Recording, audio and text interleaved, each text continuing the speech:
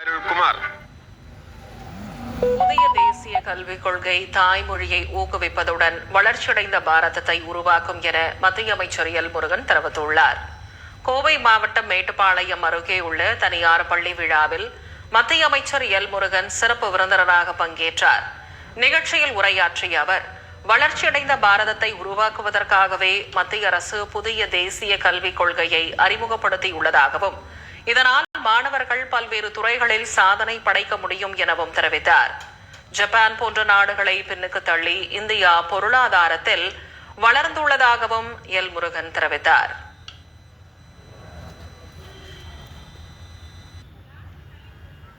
நம்மளுடைய மாணவர்கள், இங்க இருக்கிற மாணவர்கள் உலகத்தரம் வாய்ந்த மாணவர்களோட போட்டி போட வேண்டும், சர்வதேச அளவில் போட்டி போட வேண்டும். கிட்டத்தட்ட 11வது இடத்துல இருந்த 2014 இன்னைக்கு நம்ம இங்கிலாந்தை பின்தள்ளி ஜப்பானையும் பின்தள்ளி இன்றைக்கு 4வது மிகப்பெரிய பொருளாதார நாடாக பாரத நாடு வளர்ந்திருக்கிறது. சகோதரர்களே, அப்துல் கலாம் ஐயா அவர்களுடைய கனவு, அந்த கனவை நிறைவேற்றும் விதமாக, அவருடைய கனவை நிறைவேற்றும் பாதையில நாம் 2047 நம்மளுடைய நாடு வளர்ச்சி அடைந்த பாரதமாக இருக்க வேண்டும்.